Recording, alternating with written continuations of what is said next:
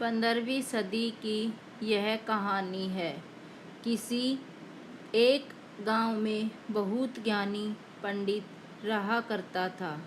पंडित आजू बाजू के सारे ही गांव में बहुत प्रख्यात था और इसी वजह से धनवान भी। पंडित का परिवार ज़्यादा बड़ा नहीं था।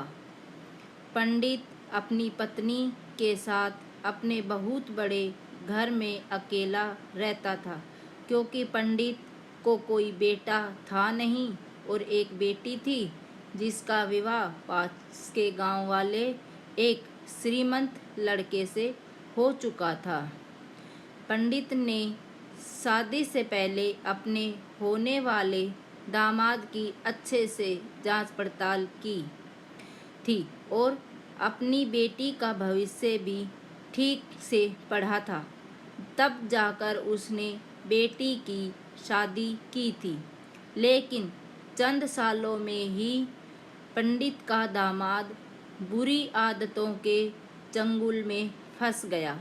जुआ और शराब की बुरी लत ने उन्हें सड़क पर लाकर रख दिया था। अपने बेटी की ऐसी दुर्दशा देखकर पंडित की पत्नी काफ़ी दुखी होती थी और अक्सर पंडित को कहा करती थी, तुम जाकर उनकी मदद कर आओ।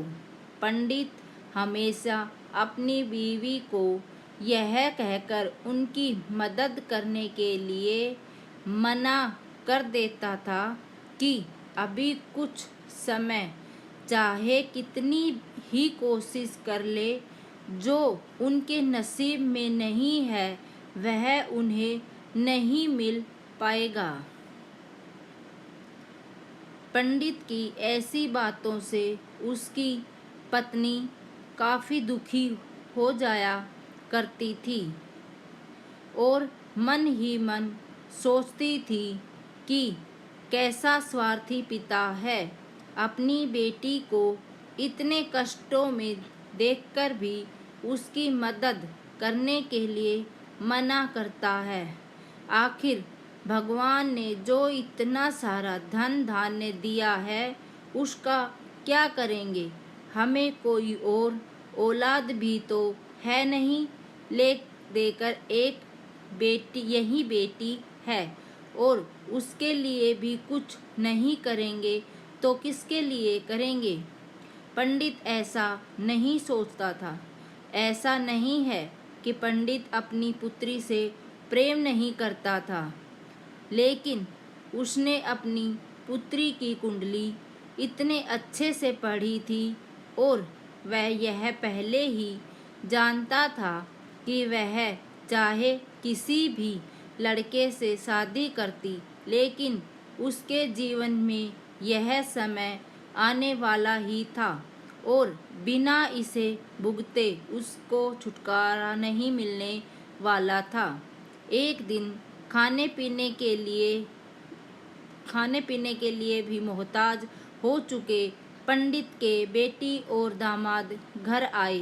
पंडित ने और उसकी पत्नी ने दोनों का खूब आदर सत्कार किया और खूब अच्छा खाना खिलाया।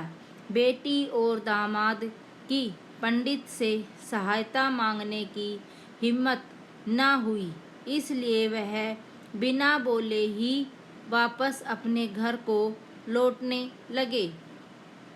लेकिन माँ तो माँ होती है, पंडिताइन से रहा नहीं गया और बिना पंडित की इजाज़त के उसने चोरी छुपे बूंदी के लड्डू बनाकर उसमें सोने के सिक्के रख दिए और बेटी और दामाद को दे दिए, ताकि बेटी और दामाद की कुछ आर्थिक सहायता हो सके।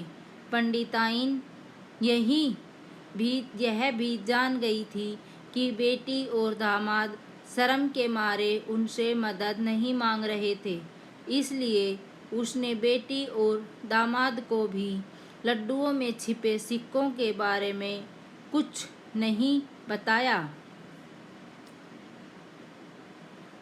जाहिर सी बात है कि जब वो लोग घर पर जाकर लड्डू खाएंगे तो उन्हें उसमें सोने के सिक्के मिल जाएंगे।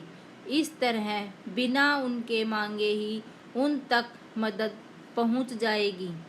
सोचकर पंडिताइन मन ही मन अपने बेटी की मदद करने के लिए खुश होने लगी। पंडित के दामाद और बेटी उन दोनों को आशीर्वाद देकर अपने घर के तरफ रवाना हो गए। उन दिनों गाड़ियां तो होती नहीं थी, घोड़ा गाड़ी या बैलगाड़ियां चलती थी। पैसे ना होते तो और चीज़ों की लेन देन से भी व्यवहार होता था। बेटी और दामाद का गांव पंडित के घर से कोसों दूर था। फिर भी पैसों की कमी के चलते वह चलकर अपने गांव की तरफ निकल पड़े। थोड़े दूर ही चले थे कि पंडित की बेटी के पैर में मोच आ गई और अब उसको चलना भी मुश्किल हो गया। पंडित के दामाद ने जब देखा कि उसकी बीवी अब बिल्कुल चलने में सक्षम नहीं है तो उसने एक तांगा अपने घर तक किराए पर ले लिया। दोनों पति पत्नी तांगे में बैठकर घर तक पहुंच गए, लेकिन तांगे वाले को देने के लिए उनके पास पैसे थे नहीं। इसलिए पंडिताइन ने जो बूंदी के लड्डू उन्हें दिए थे वही किराए के तौर पर तांगे वाले को दे दिए। तांगे वाला बूंदी के लड्डू को लेकर वहां से चला गया। तांगे वाला अपने घर की तरफ जा रहा था, तब उसे एक हलवाई की दुकान दिखी।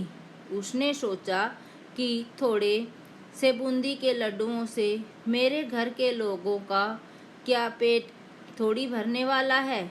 इससे अच्छा मैं इन बूंदी के लड्डुओं को बेचकर उनसे कुछ चावल खरीद लेता हूँ। तांगे वाले ने बूंदी के लड्डू हलवाई को बेच दिए।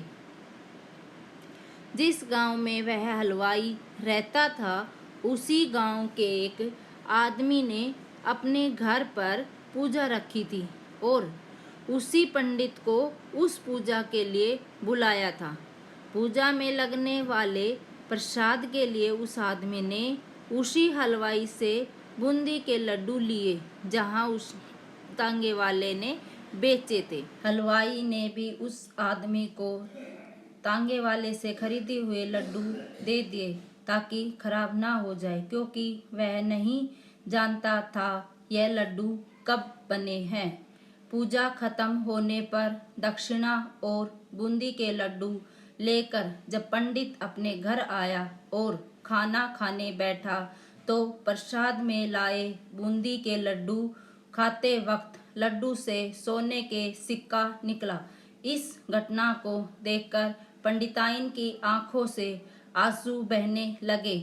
पंडित ने जब पंडिताइन से उसके रोने का कारण पूछा तो पंडिताइन ने पंडित को सब कुछ बताया और पंडित से उनकी बातों पर भरोसा न करने के लिए माफी मांगी।